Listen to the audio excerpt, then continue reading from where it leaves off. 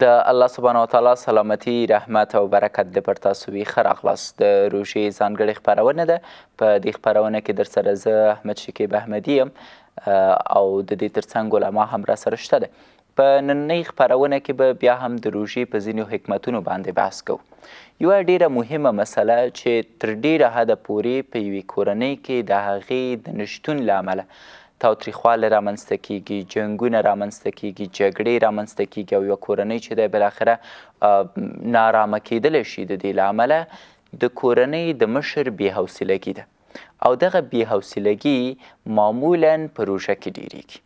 ډېر هغه مشران چې عمرونه یې ډیر دي کله چې روژه نیسي نو کله چې ورځ نیمایي ته رسیږي د دوی سر آهسته آهسته په درد شروع کوي او دغه د سر درد د دې لامل کیږي چې ډیره کوچنۍ خبره په دوی بده ولګیږي. ډیری میندې او پلرونه به مونږ په کورونو کې ولرو او د دې خبرې شاهدان به اوسو چې کله روژه ماتې ته وخت لږ پاتې کیږي نور نو هغوی سره مونږ خبرې نشو کوی، ولو که ورته سلام هم واچوو شاید دغه سلام په ډیرې غټې او جدي ستونزې باندې بدل شي او یو جنګ ترنه جوړ شي. نو د دې دپاره چې په روژه کې د دغه مشرانو حوصله څنګه ډیره کړو، نننۍ خپرونه مو همدې برخې ته ځانګړې کړې ده او په همدې موضوع باندې بحث کوو. یوه مهمه مسله د لویانو چې دوی کله چې نیمه ورځ تیره کړي د نیمې ورځې نه وروسته ډېر په غوسه کیږي په روژه کې او نور د دوی حوصله له منځه ځي، هغه د پیشلمي نه کول دي. زموږ په ډیریو لویانو باندې، زموږ په ډیریو مشرانو باندې زموږ زور نه رسیږي چې دوی دې په پیشلمي کې راپورته کړو، ځکه دوی پیشلمي ته نه راپورته کیږي. خو کله چې بیا وینو چې ورځ نیمایي شوه وروسته د هغې نه بیا دوی په غوسه نو د دوی په پیشلمي کې د راپورته کولو دپاره په کار تر ټولو ښه خبره دا ده چې د پیشلمي ارزښتونه دوی ته وښیو، د پیشلمي په ګټو د دوی سره خبرې وکړو. او زه نن د ټولو میندو نه د ټولو پلرونو نه غواړم چې هیڅ پیشلمی د دوی نه پرېږدي. خیر ده که چیرته دوی پیشلمي ته نه راجګېږي خو نهایت نیم ساعت وروسته به حتمي او ضروري د سهار د مونځ لپاره راجګېږي، نو څه نیم ساعت وروسته څه نیم ساعت مخکې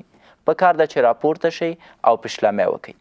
دا د پیشلمي کول تاسو ته د ورځې په جریان کې دومره انرژي درکوي چې ستاسو د وجود ټولو حجرو ته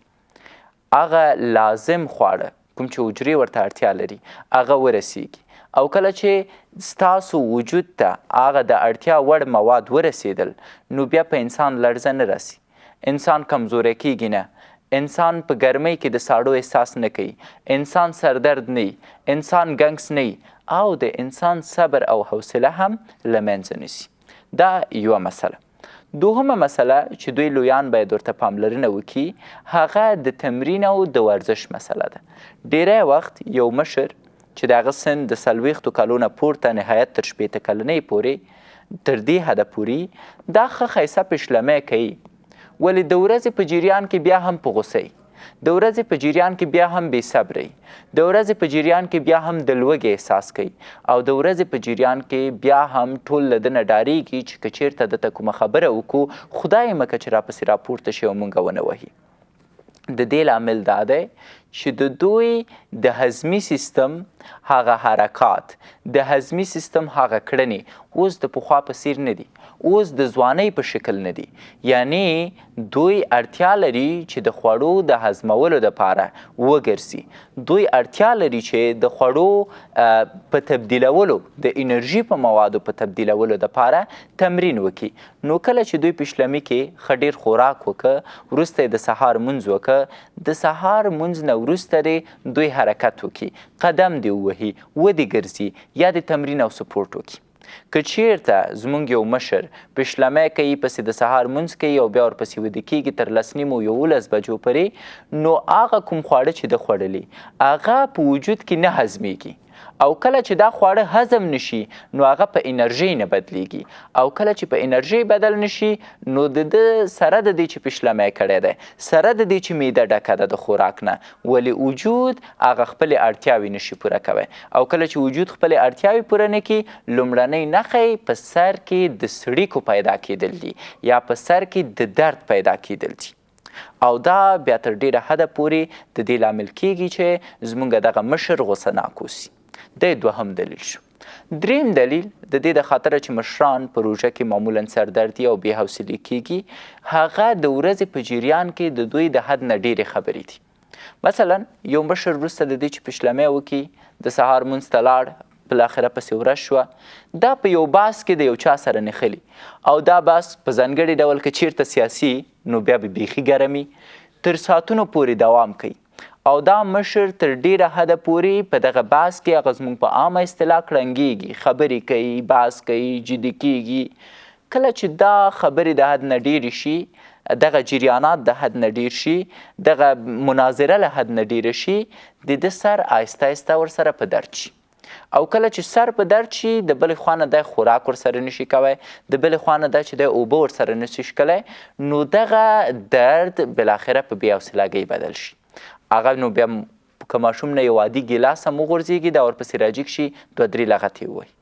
که چېرته یو نفر هسې عادي چغه م ووهي دا ورپسې راجیګ شي ښه بیا به کړي د دې له امله چې د ورځې په جریان کې هغه خپله انرژي کومه چې په کار وه چې دی وساتي او په بې ځایه خبرو مصرف نه کړي د هغه په بې ځایه خبرو مصرف کړه. څلورمه مسله چې دا هم ډیره مهمه مسله ده هغه د دې مشرانو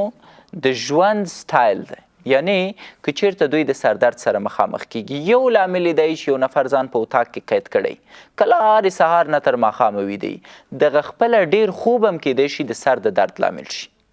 یا بله مسله د دې ترڅنګ چې کیدی شي دی د خوب له امله د سر له درد سره مخامخ شي ډیری نور سهار نه تر ماښام پورې تلویزیون ته ناست دي دغه د تلویزیون مجددا ډیر اوریدل کیدی شي د سر درد لامل شي او د دې سره ډیری نور بیا داسې دي چې هیڅکله نه غواړي د باندې ووځي چکر ووهي ډیری نور بیا داسې دي چې هیڅکله نه غواړي لاړ شي په یخو اوبو باندې یو اودس وکړي یا مسجد ته ووځي دغه وتل اودس کول ځان تازه کول د یو تر ډیره حده پورې خوب نه کول دا هم په دې ارزښت ډیر زیات ارزښت لري چې ستاسو بې حوصلګي له منځه یوسي. نو هیله ده چې دې خبرو ته پاملرنه وشي. اوس مهال یوه لنډه دمه اخلو له دمې وروسته بیرته راګرځو راسره پاتې شئ.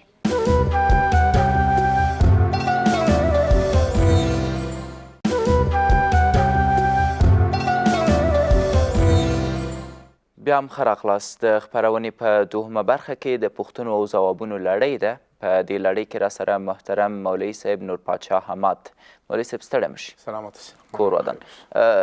مولوي صاحب که چېرته د روژې په وروستۍ لسیزې راته وغږېږئ دا ډېره مهمه لسیزه ده ځکه په دې کې هغه شپه پرته ده چې ټول یې د موندلو هیله لري او ورسره نور ډېر حکمتونه له تاسو یې اورو. بسم الله الرحمن الرحیم. په سر کې تاسو ته تخنیکي همکارانو ته درنو کتونکو ته خپل سلام وړاندې کوم. علیکم السلام. څنګه چې مخکې مو ویلي دي او جناب نبي علیه السلام په یو حدیث کې د روژه په 3 لسیزو تقسیم کړې ده. اوله لسیزه یې د الله رحمت وي دویمه کې مغفرت وي دریمه کې له اور نه د نجات وي. په دې دریمه لسیزه کې څه احکام دي چې هغه اضافه کیږي. یو له هغو احکامو نه دا داسې اعتکاف په مساجدو کې اعتکاف او زنانه کولی شي په کورونو کې اعتکاف وکړي. اعتکاف دا معنی څه دی دنیا له کارونو نه د عبادت لپاره ځان فارغول او نور دنیاوي کارونه بالکل ترک کول. اوس په عام رمضان کې سړی په دې اولو 10 ورځو کې 20 ورځو کې وظیفې ته هم سړی ځي کور کې هم اوسېږي نور کارونه هم ورسره کوي خو اعتکاف کې بیا دا یې چې که نارینه و اعتکاف هغه باید مسجد کې وي جامع مسجد کې اعتکاف وي او بیا کور ته نشي راتلی وظیفې ته نشي تللی بې له اشد ضرورت نه چې انساني ضرورت دی له اعتکاف نه باید دا ونه اوسي. نو یو پکې اعتکاف ته اوسي دا سنت کفایي دي ته وایي یعنی په یو قریه کې یو محله کې یو مسجد ده د هغې مسجد په ټولو خلکو سنت ده خو که چېرته یو کس یا 2 کس یا زیات یا کم دا سنت ادا کړي اقلا یو نفر اضافه حد نه لري. که موږ تاسو وګورو مسجد نبوي کې دارنګې مکه مکرمه کې مسجد حرام کې دې شپو کې په سونو خلک معتکفین دي پردې ځوړندې کړي او هملته بیا دوی بل کار نه کوي روژه کې تلاوت کوي ذکر و اذکار کوي او د ضرورت په وخت کې خپل خوب کوي نور الله هدي. د دې هدف دی. بیا د اعتکاف د مشروعیت فلسفه چې ده، ولې د اعتکاف په دې اخري 10 ورځو کې ده. په رمضان کې یوه شپه داسې قرآن کې الله فرمایي چې لیلة القدر لیلة خیر من 1000 شهر، دا د 1000 میاشتو نه بهتره ده. او دغه شپه خو په دې ټوله میاشت کې ورکه ده، یعنې پټه داخله ده. امکان لري چې په هره د رمضان هره شپه د سیسي هغه د شب قدر د اوسیږي. اوله لسیزه کې امکان لري، په دویمه کې په دریمه کې، خو زیات احتمال د جناب نبی علیه الصلاة والسلام په دې حدیث لرو نه دا په دې اخري لسیزه کې ده. نو دې لپاره چې دغه اخري لسیزه سړی ویښې تېرې کړي، خصوصا هغه خلک په اعتکاف کې نه وي، هغه د کوشش وکړي چې د رمضان اخري لسیزې هغه له تراونه علاوه په تلاوت تېرې کړي، په دعاو تېرې کړي، دعاګانې وغواړي. رمضان کې دعاوې قبلېږي، په روژه ماتي په وخت کې، د شپې په وخت کې، د روژې په حالت کې نارینه زنانه ځوانان کشران مشران دا ټول خصوصي دعاوې وغواړي. انسان عاجز شی ده، هر انسان ضرورت لري، انسان محتاج ده. نو د خپل احتیاج دی الله تبارک وتعالی توخي. او د روزې باره کې د روزې په هغه مسایلو کې الله تعالی فرمایي فإني قریب اجیب دعوة الداعي. زه انسانانو ته ډېر نږدې. صحابه راغلو، نبی علیه السلام نه پوښتنه وکړله چې الله تعالی ته په زوره دعا وکړو که آهسته یې وکړو؟ ځکه الله تعالی که لرې نو په زوره به وکړو، او که نږدې نو بیا به آهسته وکړو. دغه آیت راغی چې وإذا سألك عبادي عني فإني قریب اجیب دعوة الداعي اذا دعاني. بندگان له تا نه پوښتنه کوي، نو د ما باره کې لرې ده که نږدې؟ نو زه نږدې یم. او د دعا کوونکو دعا قبلوم. فليستجيبوا لي وليؤمنوا بي. د دوی د ما احکام اطاعت کی او په ما د ایمان راوړي، دعا کدی غواړي د دې دعاوي دا زه قبلوم. دا دغه آیت د دعا د روژې په احکام سره یو ځای بیان شوی ده. اشاره دې ته ده چې د رمضان کې دعاو ته ډېر اهتمام دا پکار. خو د اخري د لسیزې خبره وکړه، یو پکې اعتکاف شو، د شب قدر تلاش بل اعتکاف نشته، څوک په کورونو کې د هغوی دیم کوي. او په دې کې بیا یو خاص خصوصیت دام ده چې د قرآن کریم نزول دا کومه شپه باندې شوی ده چې لیلة القدر دا وایي په دې 28 د رمضان دا د قرآن کریم د نزول شپه ده. هغه نزول چې له لوح محفوظ نه اخري اسمان ته په یوه شپه کې شوی ده. قرآن کریم یو بل نزول هم لري، له اخري اسمان نه نبی علیه السلام ته هغه په 23 کاله کې ده. نو هغه چونکې هغه طولاني و، په یوه شپه کې کوم نزول شوی ده هغه شب قدر ده، او شب قدر هم د رمضان په 28 کې و. نو په هغه مناسبت باندې د اخري لسیزې دا ډېر اهتمام د جناب نبی علیه السلام به وایي کله اخري لسیزه راغله نو خپله ملا به وایي بیخي عبادت ته وتړل، او ټول کورني به یې راویښ کړ، بیبیانې ماشومان او ټول به په عبادت باندې مصروف، او خپله اعتکاف یو وخت نه ده پرېښی چې کله روژه راغله بیا په کوم یو کال ته نه قضا شوی، بیا په دې بل کال بیا 10 ورځې اعتکاف کړی. نو اعتکاف که د ټول کلي مسؤلیت دي یو څو کسان په اعتکاف کې کښېني. زنانه کولی شي په کورونو کې یو خاص ځای مثلا یو کوټه دي ځان ته فارغه کړي، په هغې کوټه کې دي بیا نورو زنانو سره دي بیا غږېږي نه تلاوت. البته زنانو اعتکاف لږ اسانه ده، زنانه کولی شي اشپزي وکړي، که یوه زنانۍ کور اشپزي ورله غاړې د روژه ماتې اشپزي هم پکې کولی شي، د کور کارم پکې لیک کولی شي، جارو وغیره ورسره یو طرف ته د کینی زیات توجه تلاوت او عبادت. مولوي صاحب بیا د نارینه‌و په اعتکاف کې ډېری داسې هم شوي دي چې یو نفر اعتکاف ته لاړ دی، بیا هلته چې دی د ټولنیزو رسنیو نه ګټه اخیستې ده، مثلا په فیسبوک کې آنلاین ده، ولو که دیني پوسټونه کوي، ولې د خلکو سره ارتباطات شته دی، په مسجو کې پیغامونه لیږدوي رالیږدوي، یو بل نه احوال اخلي، دا خو په اعتکاف تاثیر نه کوي. که چېرته دوی ووایي چې مثلا زه د فیسبوک نه د دې د خاطره کار اخلم چې تبلیغ وکم، یا په عین حالت کې مسجونو کې هم چې دی خلکو ته هغه شیان لیږم کوم چې احادیث دي یا هم دیني مسایل دي. زه به یو مثال درکم. یو عالم د په مسجد کې اعتکاف ده، هغه عالم کولی شي سره د اعتکاف نه امامت هم وکړي، نو درس کولی شي، دارنګې خلک ورته راځي ته نه د مسلې پوښتنه کوي، مسایلو ته دی په اعتکاف کې ده مسایلو ته دی جواب ویلی شي. اعتکاف دا نه مانه سړی به بیخي خوله تړي، عامې خبرې به هم نه، د خیر خبرې به هم نه کوي، دنیایي خبرې به نه کوي. نو که یو سړی زه هم چې د فیسبوک کې ضروري پیغام که چېرته ورکړي یا یو ضروري تماس کور ته پیغام لېږي نو هغه به منع نه وي خو بلکل دومره بیخي په دې فیسبوک باندې ټول وخت تېرول یا بعضې اعتکاف والا ما لیدلي دي چې هغه اعتکاف بس هغه د خپل ټول کال خوب پکې پوره کوي د خوب څه کوم بېخوبي په دې کې وي هغه په دې اعتکاف کې دی پوره کوي نو د دې دا نه معنی چې سړی به بیا خوب کوي پکې یا به پکې دنیاوي کارونه بیخي ځان مصروفوي زیات توجه دی ته تلاوت ته وکړي اذکارو ته دې وکړي کور ودان سلامت سي له دمې وروسته بیرته راګرځو را سره پاتې شئ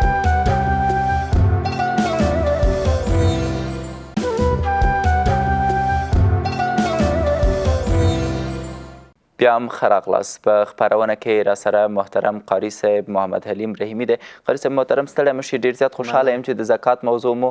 بالاخره خلاصه کړه په هغه اساسي مواردو په بنیادي مواردو مو بحث وکړه یوه پوښتنه چې مونږ په تېره خپرونه کې غوښتل مفصلا پرې بحث وکړو وخت کم و ما ستاسو خبرې ونیولې د هغې د خاطره بخښنه م غواړم ولې که چېرته راته بیا هم دا ووایاست د سیدانو د کورنۍ په اړه غږېدلو چې دوی ته ولې باید زکات ورنه کول شي یو ډېر ښه دلیل دا دی چې سیدان باید پرې نه ښودل شي چې دوی زکات ته مجبوره اوسي وار د مخې باید هغو سره مرسته وشي نور کوم موارد و چې تاسو غوښتل ورته اشاره وکړئ ویان چې زکات کومو کسانو ته باید چې ورنه کړل شي یو دغه سیدان دي یو هغه کسان دي چې هغه شتمن دي شتمنو ته باید چې موږ زکات ورنه کړو چې موږ د زکات ورکړه یعنی مطلب د دې ګټه د دې دا ده چې تر څو هغه نیسمن خلک هغه محتاج خلک هغه اړ خلک چې د دوی ضروریات دي هغه پوره شي د دوی هغه اقتصادي ستونزې او مشکلات رفع شي نو که چیرې موږ هغه برخه د مستحقو کسانو رااخلو شتمنو ته یې ورکوو نو د شتمنو خو هغه کوم حوایج چې دي هغه کومې غوښتنې چې دي هغه پوره دي نور که اضافه موږ هغه خپل زکات دوی ته ورکوو نو هغه خو معاش یوه له هغه خپلو اصلي خواهشاتو او غوښتنو په هغو به خپل نور اړتیاوې پوره کوي چې هغه غیر ضروري اړتیاوې دي قاري صاحب په دې اړه که چېرته تاسو هم مفصلا ووایئ دا ستونزې ما هم لیدلې دي چې ډېری وخت د زکات د خاطره یو څوک راځي دروازه ټکوي او وایي چې زکات مو ماته راکوي هغه خلکو ته زکات ورکول ښه دي یا په ټوله کې د زکات د ترلاسه کولو دپاره د خیرات په شکل مسجدونو مخې ته درېدل یا د یو چا کور ته ورتلل دغه دروازه ټکول هغه خلک چې مجبوره دي البته دا کار سم دی ډاکټر صاحب شکیب جانه دوې خبرې دي هغه کسان چې په سړکونو باندې ولاړ وي په لارو کوڅو کې ولاړ وي ستا دروازې ته درځي ستا کور ته درځي دروازه در ټکوي چې خپل زکات خپله صدقه خپل خیرات ماته راکړه نو که چیرې دوې خبرې دي اوس دوه حالته دي یا به هغه کسان تا ته معلوم وي یا به نه وي درته معلوم که چیرې درته معلوم وي په دې باندې ته پوره ډاډه او مطمئن اوسېږي چې دغه کسان اړ کسان دي محتاجه کسان دي نو باید چې زکات ورکړي او که چیرې تا ته معلوم نه یي اوس خو متاسفانه داسې وخت راغلی ده چې دغه ګدایګري دغه سوال د خلقو یوه حرفه ګرځېدلې ده هر ځای ولاړي مسجد ته ورځي په سړک باندې ولاړي که ډوډۍ خوري که دکان ته ځي نو دغه کسان په تا پسې او د تا نه پیسې غواړي خلقو حرفه ګرځېدلې ده نو هغو کسانو ته بیا مه ورکوه ځکه چې په دې کسانو کې غله یي رهزن یي په دې کسانو کې صبوران یي په دې کسانو کې معتاد کسان یي چې هغه په پوډرو باندې په تاریاکو باندې په نورو مخدره موادو باندې عادي وي د هغو معتاده وي نو که چیرې ته پیسې ورکړې هغه ستا پیسې را اخلي په دغسې فضولو حرامو لارو باندې مصرفي نو دغسې کسانو ته باید چې ورنه کړي او که چیرې تا ته دقیق معلوم وي چې رښتیا هم دا اړ کس ته کولی شي چې ور یې کړي خو ما درته وویل په اول سر کې م در خلاصه کړه چې رحمت للعالمین صلی الله تعالی علیه وصحبه وسلم فرمایي چې خپل صدقات خپل زکاتونه خپل خیرات اول هغه چاته ورکړئ چې هغه ستاسو د قریبانو له جملې څخه وي، ستاسو د خپلو خپلوانو له جملې څخه وي، هغو ته ضروري ده. که الته ستا په قریبانو خپلوانو کې نه و، بیا کولی سي ستا په قوم سره، ستا په قبیله کې، ستا په منطقه کې، ستا په جماعت کې، ستا په کوڅه کې چې کوم کسان دي د هغو خپلو قریبانو ماسې وه، که ستا په قریبانو کې نه وو هغو ته یې ورکړه، که هغو ته هم نه وو یعنې دغه سلسله په سلسله بیا هغه د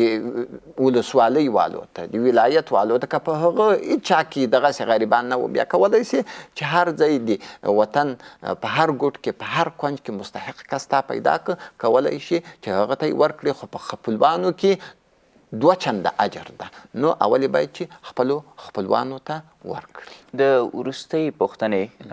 په توګه چې د زکات په برخه کې غواړم مطرح کړم، د زکات او صدقې ترمنځ توپیر څه دی؟ صدقه یو نفلي عبادت ده. صدقه اگر چې یعنی په عموم کې په اصل کې دې ټولو ته زکات هم په ډېرو ځایونو کې صدقه ویله شوې ده، خو اصلي معنا که موږ راواخلو صدقه یو نفلي عبادت ده چې په تا باندې فرض نه ده، په تا باندې لازمي نه ده، ته له خپله اړخه ښه کوې له چا سره، نیکی کوي، د خدای جل وعظمته رضا ترلاسه کوي، د هغه خپل ابدي ژوند لپاره یوه توښه یوه سرمایه برابروي او له چا سره مرسته کوي، په چا باندې زړسوی کوي، په چا باندې ترحم شفقت کوي او له هغو سره مالي مرسته کوي، نو دا صدقه ده. او هغه زکات بیا ستا د مال هغه برخه ده چې ورکړل یې په تا باندې لازمي ضروري او فرض ده چې باید چې ورکړې. د صدقې په نه ورکولو سره ته نه ګناهګارېږې، اما په ورکړل سره یې له حد زیات اجر او ثواب ده. او د زکات په نه ورکولو سره لکه څنګه چې مخکې ما درته وویل والذین یکنزون الذهب والفضة ولا ينفقونها في سبيل الله فبشرهم بعذاب أليم يوم يحمى عليها في نار جهنم فتكوى بها جباههم وجنوبهم وظهورهم هذا ما كنزتم لأنفسكم فذوقوا ما كنتم تكنزون. چې مخکې مې درته وویل دې سخت عذابونه دي، یعنې ورکړل یې ضروري ده، فرض ده په دا باندې د زکات ورکړل. کور ودان جنتي شئ صاحب، سلامت. تاسو مونږ په روژې کې کومه خپرونه چې لرو او سلسلهوار به دوام کوي انشاءالله د روژې تر پایه پورې، د کلمې نه مو پیل وکړه، وروسته د هغې نه بیا راغلو مونځ ته، د مونځ نه بیا د روژې کومه موضوع چې وه هغه مو